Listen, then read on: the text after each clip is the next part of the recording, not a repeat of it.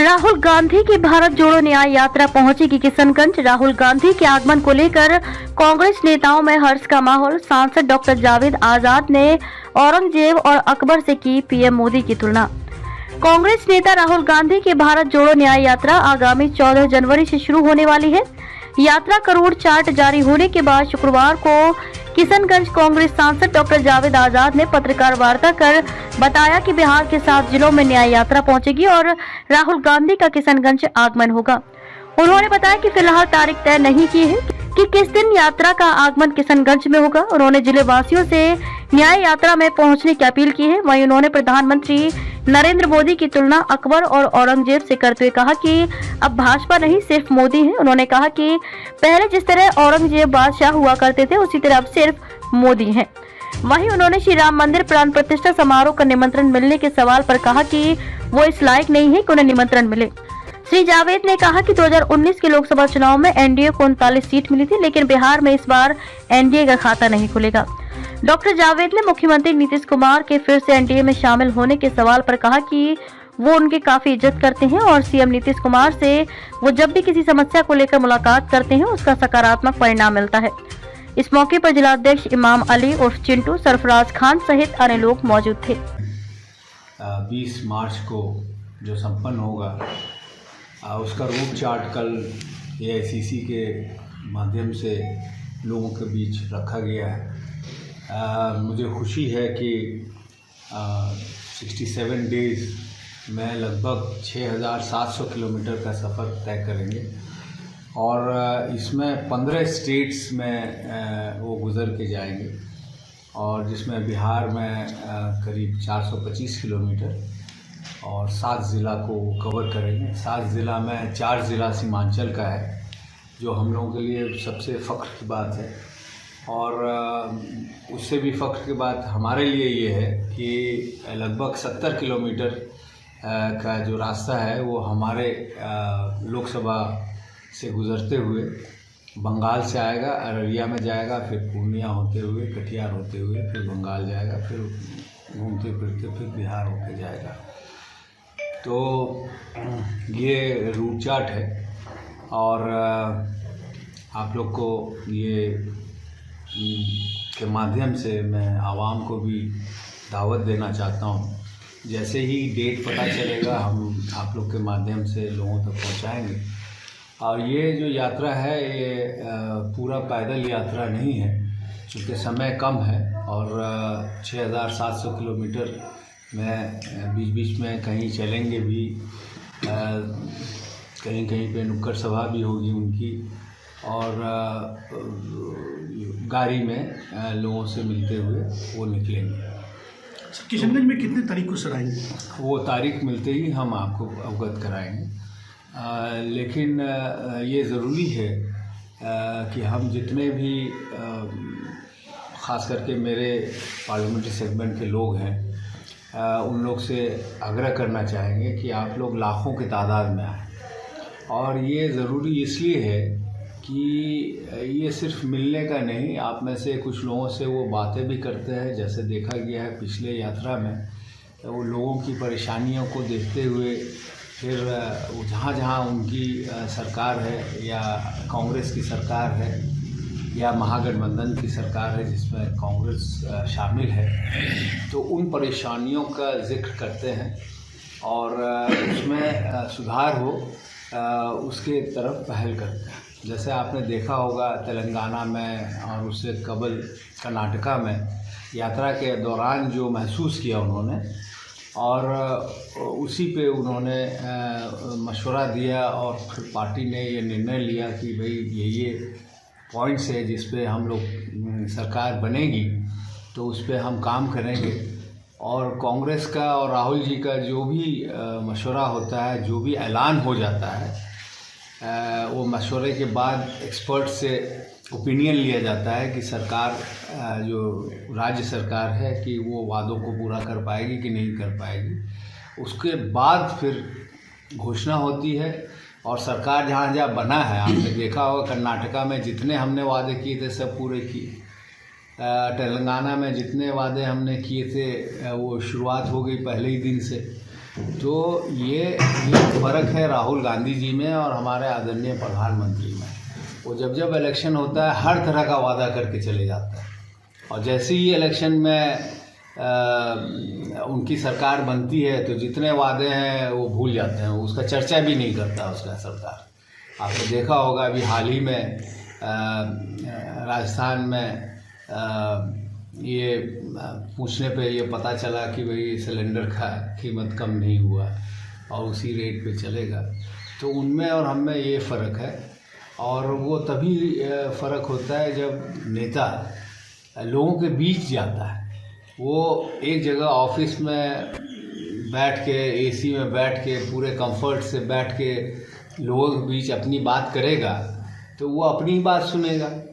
लेकिन जो नेता सड़कों में जाता है, आवाम से मिलता है, वो सही हिंदुस्तान की भावना को महसूस करता है, और जहाँ मौका मिलता है उस पे लोगों के हित के लिए काम इनिशिएट किया जाता है। तो ये मौका हम लोगों के लिए अच्छा है। हमारे यहाँ चूँकि जो एजुकेशनल इंफ्रास्ट्रक्चर है या हेल्थ इंफ्रास्ट्रक्चर है, नदी कटाव का बहुत बड़ा मसला है, एग्रीकल्चर में हमारा इतना फर्टाइल लैंड होने के बावजूद भी जो हमारी प्रोड्यूसर्स हैं वो उतनी नहीं हो पाती हैं। तो बहुत सारे मुश्किलात हैं हमारे इलाके में। अगर आवाम अपने तरफ से राहुल जी को ये बात बता पाएंगे तो उनके जहन में रहेगा और उस पर वो अमल करेंगे। इंशाल्लाह जल्द ही हम लोग की सरकार, हम लोग उम्मीद करते हैं कि इंडिया गठबंधन की सरकार बनेगी, इसमें कोई दो राय नहीं है। तो ये अच्छा मौका है। आप लोगों से गुजारिश है कि हमारा रिक्वेस्ट लोगों तक जाए और लोग ज़्यादा से ज़्यादा लाखों की तादाद में उनके काफ़िले में जुड़ें और मौका मिले तो अपनी बात दिल खोल के रखें। जो भी कहना चाहें, जो भी मशवरा हो वो राहुल जी को ज़रूर बताएंगे, और जैसे जैसे जो जानकारी होगी मैं आप लोगों को शेयर करूँगा। बहुत बहुत शुक्रिया। है नहीं, क्या बात करेंगे। कॉलेज, स्कूल, नौकरियां, आपको याद होगा 2-2 करोड़ नौकरियां साल में, तो अभी तो 9.5 साल हो चुका है, पौने 10 साल हो चुका है। तो लगभग 19 करोड़ लोगों को नौकरी मिलनी चाहिए थी। आप बताइए कि आपके जो कॉलोनी है या आपके आसपास में कितने लोगों को नौकरी मिली होगी। अगर वो 19 करोड़ नौकरी मिलती तो हर घर में नौकरियां होती। आज सब लोग परेशान हाल है। जो कारोबारी है वो परेशान है, किसान है उसको सही मूल्य नहीं मिल रहा है। एक तरफ जो अनाज का दर है वो 5% और 10% बढ़ता है, लेकिन उसमें पानी पटाने का हो या फर्टिलाइज़र का हो या बीज का हो वो 1.5 गुना 2 गुना बढ़ जाता है। तो ये सरकार हिंदुस्तान के लोगों का जो पैसा है वो गबन करके अपने मित्रों का लाखों करोड़ रुपया माफ़ कर रही है, और हिंदुस्तान की संपत्ति कौड़ियों के भाव में अपने मित्रों को दे रही है। तो अगर हिंदुस्तान के लोगों को अगर अब नहीं जागेंगे तो हम लोग के ऊपर जो ऋण है, जो आज हर हिंदुस्तानी के ऊपर लगभग 1.5 लाख का ऋण हो चुका है, चाहे वो गरीब हो चाहे अमीर हो, वो ऋण बढ़ता जाएगा। और जो डेवलपमेंट के लिए हमारे आवाम के लिए जिस पैसे को खर्च करना होगा वो पैसा ऋण चुकाने में चला जाएगा। तो अब भी हम लोग को जागने की ज़रूरत है, और अगर नहीं जागेंगे तो हमारे बच्चों का फ्यूचर, अपना तो फ्यूचर तो गर्क में चला ही गया, बच्चों का फ्यूचर भी और बदतर होगा। सर 22 तारीख को राम मंदिर का उद्घाटन है, क्या कुछ कहेंगे?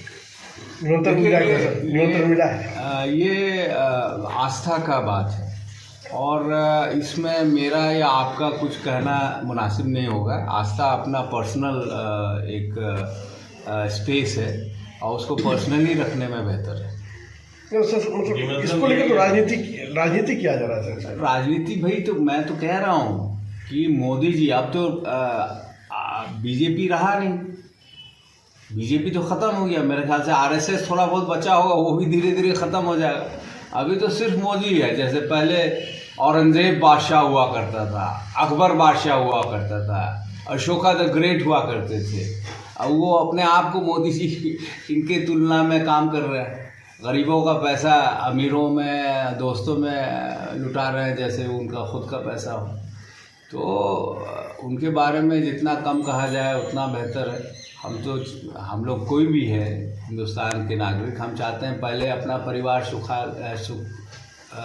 में रहे, जो सुविधाएं हैं, जो बेसिक सुविधाएं वो मिले, हमारा पड़ोसी खुशहाल रहे, उसकी जो बेसिक नीड्स है उसकी भरपाई हो। फिर उसके बाद हम लोग अपने ज़िला का, राज्य का, फिर मुल्क का सोचते हैं। और जब कठिनाई का दौर होता है तो हम लोग मुल्क का सोचते हैं पहले। तो परिवार खुश रहेगा तब मुल्क मजबूत होगा। लेकिन आज कितने परिवार, मेरे ख्याल से आप देखेंगे एक आंकड़ा है कि हिंदुस्तान के जो 57 जो सबसे अमीर लोग हैं उनकी दौलत एक तरफ और 100 करोड़ हिंदुस्तानियों की दौलत एक तरफ। जब आज़ादी मिली तो हमारे पहले प्रधानमंत्री पंडित नेहरू जी ने, राजे रजवाड़े होंगे करीब 700-800 थे और ज़मींदारी तो मेरे को 10,000 में थी, उनका ज़मीन लेके गरीबों में बांटा। अब क्या हो रहा है, गरीबों का ज़मीन लेके पूंजीपतियों को दिया जा रहा है। पहले राजा महाराजा ज़मींदार 10,000 के गिनती में थे।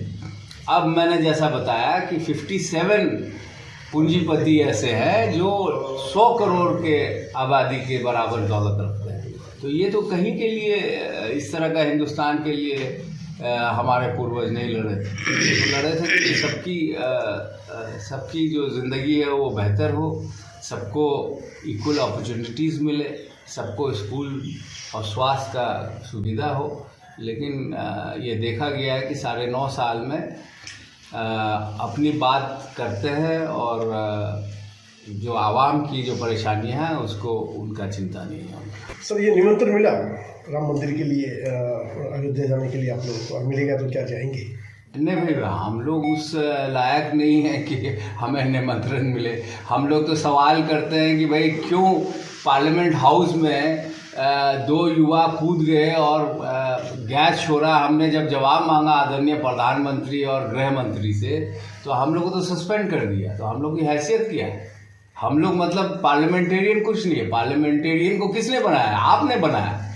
तो इनडायरेक्टली आपकी क्या हैसियत है? आपकी हैसियत कुछ नहीं है। वो जो चाहे वो करेंगे। ऐसे कानून पास कर दिए आपके मेंबरान, 146 मेंबरान के एब्सेंस में, जिनको वो वापस लेना पड़ेगा। आप देखे होंगे कि कुछ दिन पहले तक लाखों नहीं 10 लाख ट्रक ड्राइवर जो है अपना ट्रक बंद कर दिए। क्या होता? परेशानी किसको होती? आपके बच्चों को दवाई नहीं मिलती, दूध नहीं मिलती, कॉपी पेंसिल नहीं मिलती, साग सब्जी नहीं मिलती, अनाज नहीं मिलती, कपड़े नहीं आ पाते इधर से उधर। तो ये तो सरकार, वो क्या कहते हैं, तुगलक राज, तुगलक को क्यों बदनाम करे? उससे भी बदतर हालत है आज जो हिंदुस्तान की मोदी जी की नीतियाँ हैं। नीतीश जी को निमंत्रण देने की बातें आप हमसे ना पूछें तो बेहतर है। नीतीश जी एक बहुत सीनियर और बहुत रेस्पेक्टेड नेता हैं और ख़ास करके हम उनकी बहुत इज्जत करते हैं। और उन्होंने हमारे इलाके में बहुत सारे योजनाएं दी। हमारे यहाँ एग्रीकल्चर खोला है, उन्होंने हमारे यहाँ इंजीनियरिंग कॉलेज खोला। जब हम लोग अपने इलाके के लिए मिलते हैं, जो भी परेशानी होती है उसमें उसका बहुत पॉजिटिव रिस्पॉन्स रहा है और बहुत मज़े हुए और बहुत रिस्पेक्टेड नेता हैं और हम उनकी बहुत आदर करते हैं। सीट बंटवारे को लेकर सहमति नहीं बन रही है सर? देखिए, ऐसा होता है कि जब भी अलायंस हो तो कोई भी पार्टी चाहेगा कि हमको ज़्यादा से ज़्यादा सीट मिले और वो सीट मिले जहाँ जीतने के चांसेस ज़्यादा हों। तो वो दैट इज़ वेरी नेचुरल। तो इसमें होगा, आई एम श्योर कि सब लोग मिलके जो इंडिया अलायंस है उसके हित में फ़ैसला करेंगे। और मुझे तो लगता है बिहार में जिस तरह 2019 में हम लोग को सिर्फ 1 सीट मिल पाया था, 39 सीट एनडीए को मिला था। इस बार उसका रिवर्स होगा, हो सकता है खाता भी ना खुले उनका।